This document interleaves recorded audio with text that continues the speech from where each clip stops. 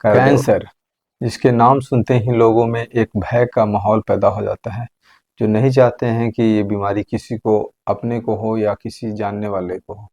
लेकिन ये जो बिना चाहते हुए भी अभी बहुत ही कॉमन है और सबसे कॉमन मॉर्टेलिटी का कॉज है। यहाँ नहीं, देश में नहीं, विदेशों में ऐसा ही केस हम लोग के पास एक आया था। ऐसे तो पूरे देश से लगभग सभी जगह से केसेज आते हैं हमारे पास, जिसमें ज़्यादा केसेस बिहार के हैं और कुछ झारखंड से, साथ में गुवाहाटी से केस आते हैं, कुछ यूपी से आते हैं। लेकिन एक पेशेंट हमारे पास आया था जो कि बिल्कुल मेरे को याद है उसका पूरा कहानी। जब वो पेशेंट आए थे तो उनका एज करीब 65 ईयर के होंगे और उनके साथ उनकी बहू आई थी और साथ में बच्चे आए थे। प्रॉब्लम उनको क्या था कि जब वो चलते थे तो चलने में लड़खड़ाते थे और कई बार वो तो रास्ते में गिर भी गए थे। उनको जो कॉलर बोन होता है उसमें बहुत बड़ा गांठ था और इनके अलावा बैक पेन बहुत रहते थे। वो पेशेंट बहुत जगह दिखाए थे बैक पेन के लिए, और ये जो लोकोमोटरी मूवमेंट में दिक्कत है उसके लिए बहुत सारे न्यूरोलॉजिस्ट से दिखाए, इवन दिल्ली तक का उन्होंने डॉक्टर्स को दिखाया। और फिर हमारे पास थक हार के आए, चूँकि वो बाद में पता चला कि वो हमारे ही एरिया के पास से ही आ रहे थे। और जब बोला गया उनको किसी ने, एक बार डॉक्टर साहब से ही मिल लीजिए, कैंसर का शक हो सकता है, तो वो हमारे पास आए थे। और उनका एक ही कंसर्न था, वो नॉन वेजिटेरियन थे और उनको बार बार एक ही चीज़ आती थी कि नहीं, हमको चंपारण मीट खाना है और मुझे डर लगता है कि कोई मेरे को मना कर दे। मतलब वो मीट के काफ़ी शौकीन आदमी थे और कोई भी चीज़ में कहते थे ट्रीटमेंट कुछ भी चले, आयुर्वेदिक चले, होम्योपैथिक चले, लेकिन हमको ये चीज़ बंद नहीं होनी चाहिए। तो उनको पता नहीं शुरू से ही लगाव था उस चीज़ के लिए। और जब पेशेंट आए तो अटेंडेंट्स ने हमें बताया कि नहीं, पेशेंट्स को डिस्क्लोज नहीं करना है कि कुछ बीमारी है और या जांच में कुछ ऐसा निकलता है तो हम लोगों को बताया जाए, जो आम लोगों में धारणा होती है। कैंसर का पेशेंट्स को हम लोगों को जनरली लोग अटेंडेंट्स बोलते हैं कि नहीं बताया जाए, लेकिन कुछ पेशेंट्स स्ट्रांग भी होते हैं जो वो बोलते हैं कि नहीं, हमें सब चीज़ जानना है, आगे का लाइफ कैसा होगा, कौन सा स्टेज है, कौन सा बीमारी कितने दिन तक, कैसा ट्रीटमेंट चलेगा। लेकिन इस पेशेंट में क्या है कि हम लोगों को ये बहुत ही अजूबा सा लगा कि ये पेशेंट्स जो है पीने में इतना शौकीन है। और जब हम लोगों ने जांच करवाए, जब बोन मैरो टेस्ट हुआ, पेरिफेरल ब्लड स्मीयर हुए, बोन मैरो टेस्ट हुआ, फ्लो साइटोमेट्री हुआ, तो पता चला मल्टीपल माइलोमा है। मल्टीपल माइलोमा बहुत ही रेयर डिजीज है, ब्लड का कैंसर है जो कि बोन में चले जाते हैं और बोन में जा करके बोनी जो प्रोमिनेंसेज हैं, जैसे कॉलर बोन उनका इतना चौड़ा हो गया था, एक बिल्कुल उभार हार्ड जैसा हो गया था। साथ में उनको बोनी मेटास्टेसिस, मतलब बोन का भी इन्वॉल्वमेंट हो गया था। जब हमने उनका बोन मैरो किया तो उसमें भी इन्फिल्ट्रेशन मिला था। बट ये सब चीज़ें होने के बावजूद मैंने उनको दिलासा दिलाया कि नहीं, आप बिल्कुल ठीक हो जाएंगे। और पेशेंट के जो अटेंडेंट बेटा और बहू दोनों काफ़ी चिंतित होते थे कि ये हमारे बाबूजी आगे जी पाएंगे कि नहीं जी पाएंगे, कितना दिन जिएंगे, 3 महीने जिएंगे या 2 महीने जिएंगे। तो मैं उनको बोलता था कि देखिए, डॉक्टर्स जो है ये कोई एस्ट्रोलॉजर नहीं है कि एस्ट्रोलॉजर जनरली बताते हैं कि आपका लाइफ इतना है। हालांकि एस्ट्रोलॉजर को उनके या उनके परिवार के बारे में खुद ही नहीं मालूम होता है कि वो कितना दिन जिएंगे, लेकिन वो दूसरे का बताते हैं, प्रिडिक्ट करते हैं।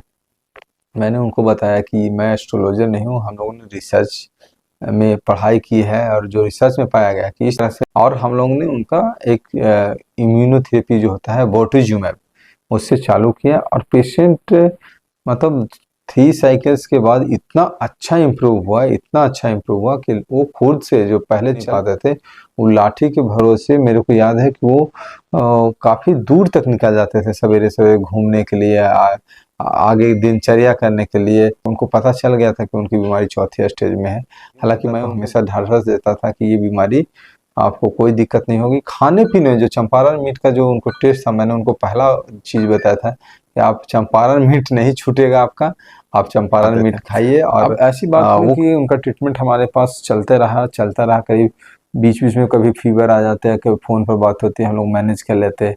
कॉम्प्लिकेशंस भी आए जिसमें एनीमिया है, पैनसाइटोपिनिया है, साथ में उनको जो हाइपोप्रोटीनीमिया है, ये सब चीज़ें होती थी और हम लोग इसको रेगुलर वे में मैनेज कर रहे थे।